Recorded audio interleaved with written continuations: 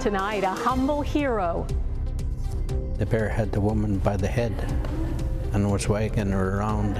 The courage of a Manitoba man who took on a polar bear and won is finally rewarded. Swift justice. We have probable cause to file criminal charges. 6 Baltimore officers are charged in the death of Freddie Gray. Plus, imagine a battery for your home. One inventor's plan to revolutionize how the world uses energy. Global National with Donna Friesen. Mr. Ayotte. He is not a household name, but he is a Canadian hero. And today, Bill Ayotte was awarded one of this country's highest honors for courage. Good evening and thanks for joining us. Mr. Ayotte, who is 71 now, took on an angry polar bear that was savagely attacking a woman. Ayotte saved her life and in the process nearly lost his own. Today, he's telling his story. Jacques Bourbeau reports on a brave and selfless act. It was early in the morning on November 1st, 2013 in Churchill, Manitoba. A young woman was walking with 2 of her friends when a polar bear charged from behind. I just kept pulling on my head, grabbing my head and pulling. So as soon as it let go, I realized it was gonna keep going for my head. Luckily for Aaron Green, William Ayotte was nearby, sitting in his house watching TV. The then 69-year-old heard her screams, went to the door, and was horrified by what he saw. The bear had the woman by the head and was wagging her around. I couldn't believe what I was seeing. Ayotte looked around his porch and saw a shovel. Wound up with a shovel, and I did strike him in the eye, a good blow in the eye. And he let the woman go.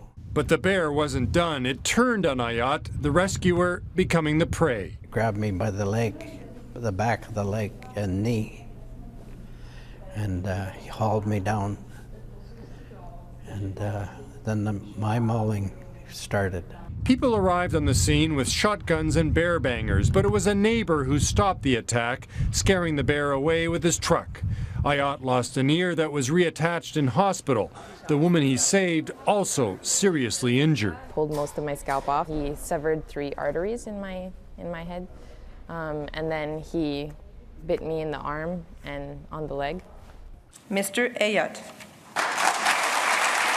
Ayotte is now being recognized for his selfless actions by Governor General David Johnston, a gratitude best expressed by the woman whose life he saved. I don't know what you say to someone who, risked their life to save yours. It's just, he's an angel. Green did find the words to thank her rescuer. The 2 were reunited in the hospital just hours after the attack. She thanked me that night for saving her life.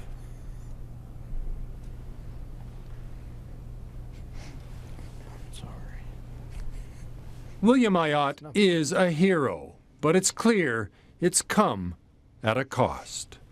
Jacques Bourbeau, Global News, Ottawa. Some other Canadians are in the middle of the earthquake zone in Nepal tonight, doing all they can to help that devastated country. A team of firefighters from BC has made it to one of the many remote villages, this one about 3 hours from Kathmandu, where people are desperate for help. Our Jackson Prosco made the journey with them. The road from Kathmandu to Tibet is a highway of misery, dotted with small towns that were flattened by the earthquake. The single lane of pavement is often blocked by landslides that have prevented aid from reaching until now. After driving for almost 3 hours, we reach the village of Barabaize, where dozens of people are still missing and nearly 1,800 are reported dead in the surrounding district. A group of firefighters from Burnaby, BC has arrived. Team Bravo to this location. To carry out search and rescue. At this point, they're only expecting to find bodies. The sister and wife of a missing man direct the Canadians to a collapsed building. He was working here when the earthquake struck, explains Janu Shrestha. That's the last place anyone saw him. The Canadians bring in their search dogs. The dogs pick up the scent of decomposition, and so for the next hour, the firefighters dig and search and explore the rubble. But that smell turns out to be from a few dead chickens. Now the family knows they need to look elsewhere. When they see the dogs and they see our process and they see what we do, then it gives them a lot of assurance.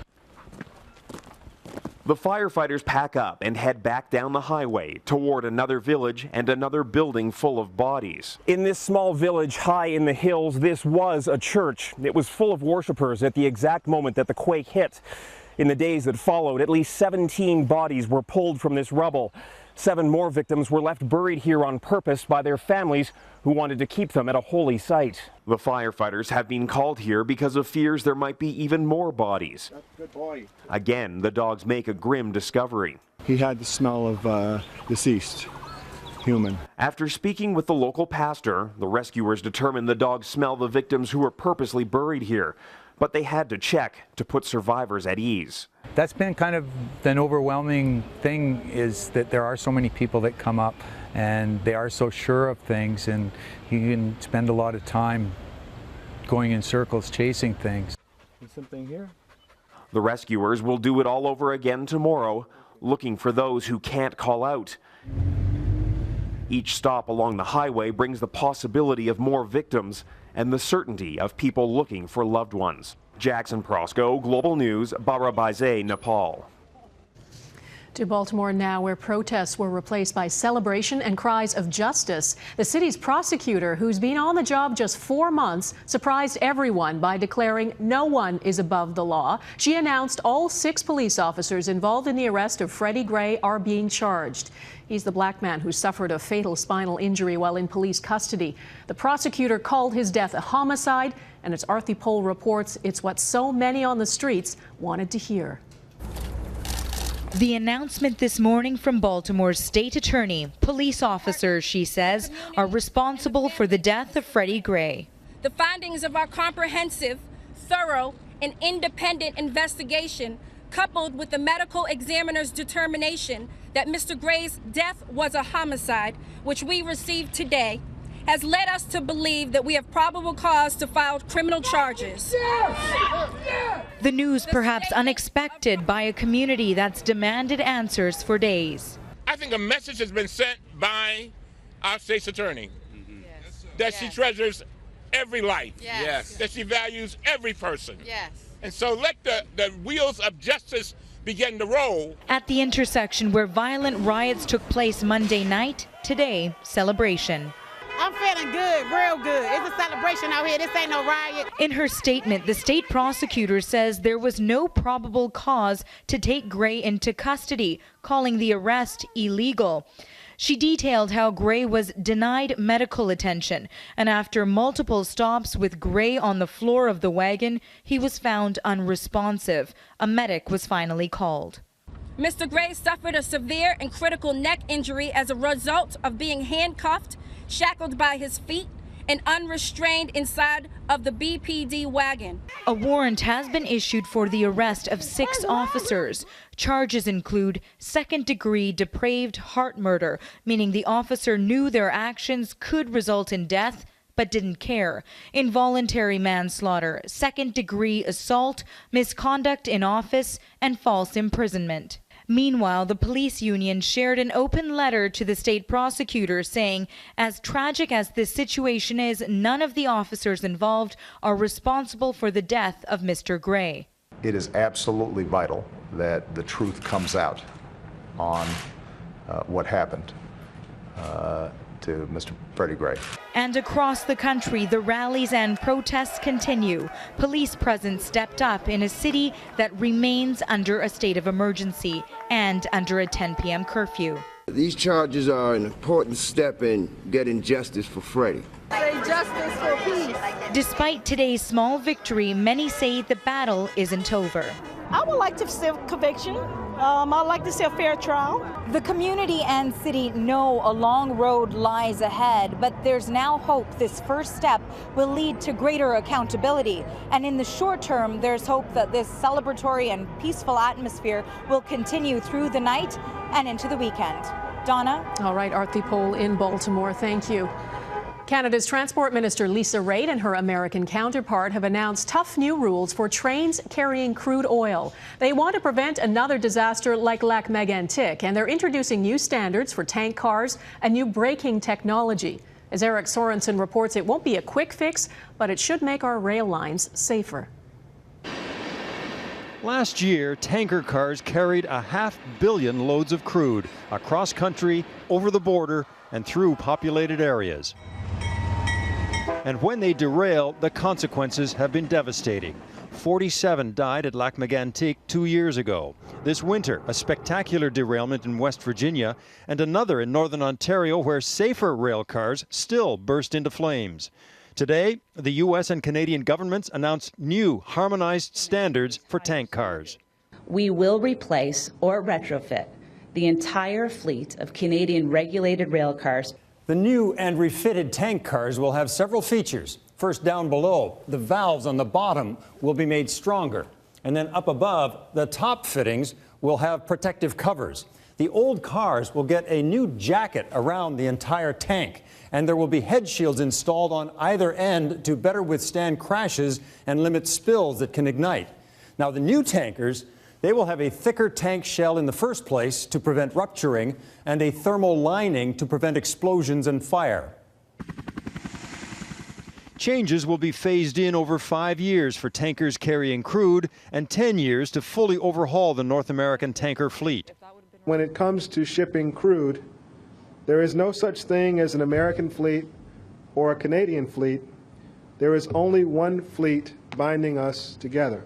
At a cost of millions, manufacturers are expected to replace the old cars with new ones at a rate of 10% a year. So Canadians will still see older tankers rolling through their communities for some time. They're going to have to put up with it, I'm afraid. It's the reality of manufacturing that you can't replace the whole tank car fleet in the space of 2 or 3 or even 5 years. Particularly contentious, the U.S. will require expensive electronic brakes to be phased in over the objections of industry. Canada says it will look to harmonize brakes as well. Eric Sorensen, Global News, Toronto. Starting today, you'll likely pay more to do your banking. The Bank of Montreal is joining other big banks in raising fees for a range of accounts and transactions. For example, the fee for extra debit transactions will go up from $1 to $1.25. Monthly account charges are also increasing. TD, Scotiabank, and CIBC have already raised their fees, and the last big bank, RBC, will introduce higher fees next month. If you're sick of the fees at the big banks, there are some alternatives. We've got a story about that at globalnews.ca/globalnational. Still ahead, body shaming. The growing backlash against those who think they can insult with impunity. Also ahead, it's going to be a good fight. I know it's going to be a good fight. The boxing match that's got everyone talking.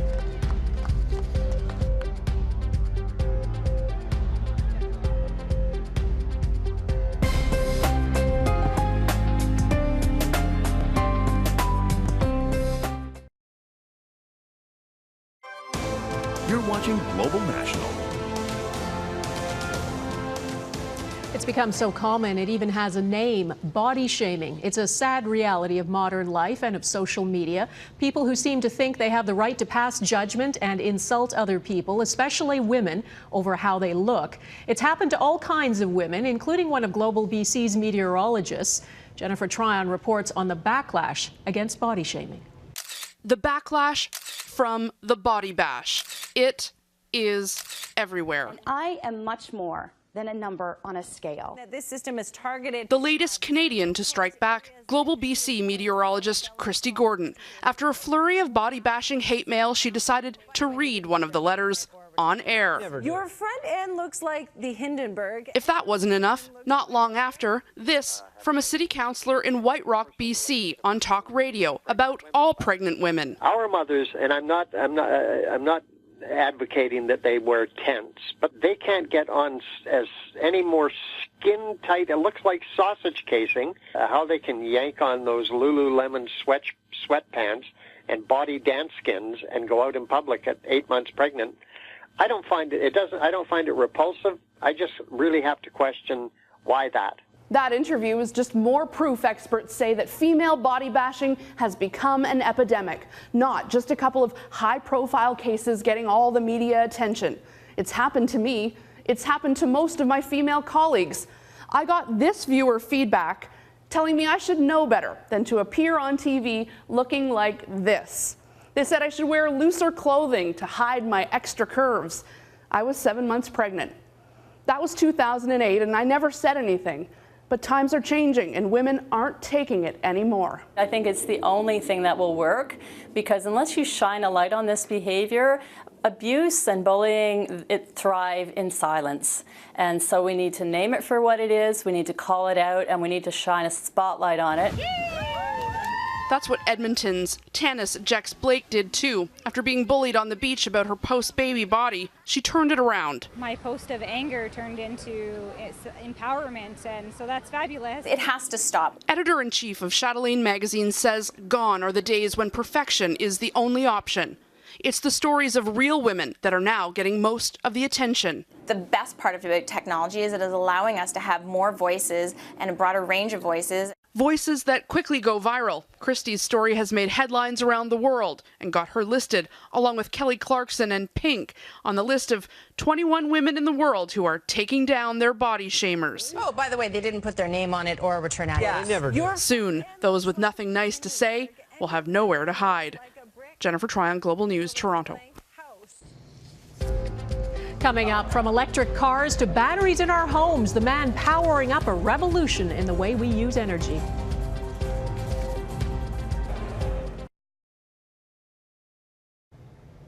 We've all heard of electric cars. Many of us drive them now, but imagine your home or business was powered by the same kind of battery. It's a revolutionary idea from Elon Musk, the billionaire futurist and inventor who always pushes the limits. As Mike Drolet reports, he wants clean, green batteries to one day power the world. He's made the electric car industry profitable, reached for the stars with his company SpaceX, and now he's aiming to wean the world off of fossil fuels. If anybody can do it, it's Elon Musk, the Canadian-American inventor. What we're here to talk about is the solution. I actually think it's really a fairly obvious solution, but it's something that we need to do. This is his new product, the Powerwall. Similar to the battery found in his cars, it will allow consumers to store energy they produce with a solar array, and to even go off the grid. His company, Tesla, has tested it out in 300 California homes, and it worked. We don't need the grid. As you can see, we got plenty of light. The way the system is set up now is fairly simple, actually. We need more electricity. The utilities burn more fuel and coal. The problem with the sun and wind is can't control it. And there's never been an efficient way to store all that extra power until now. And that's why this is a game changer. And this kind of radical change is exciting. It's a little bit disturbing because there's a lot of thinking to do. But I do think that we're standing on the cusp of kind of a new age. But here in Canada, that new age is still a few years off. I can't say that, look, with this, things are going to change dramatically. I can't say that. As CEO of Grasshopper, the largest solar solution company in Ontario, Azim Qureshi has a vested interest in renewable energy. Canada's solar industry is growing, but compared to other energy sources, it's a bit player. By 2020, it could produce 1% of Canada's electricity. That's peanuts compared to world leaders such as Germany, which already gets 7% of its power from the sun. What's keeping Canada in the shade? Politics, says Qureshi. I've traveled to many, many places. I was in Japan, I was in China, in the U.S., and you look at what's happening out there, India. Canada needs to catch up. We need to get our act together, and we need to get on this. If it catches on, and if it works the way Musk believes it will, it could help replace some of our old power stations. That's a ways off, but the future is suddenly looking a little more sunny. Mike Drolet, Global News, Toronto. Up next, two of boxing's biggest names go head-to-head, and there's more than just bragging rights on the line.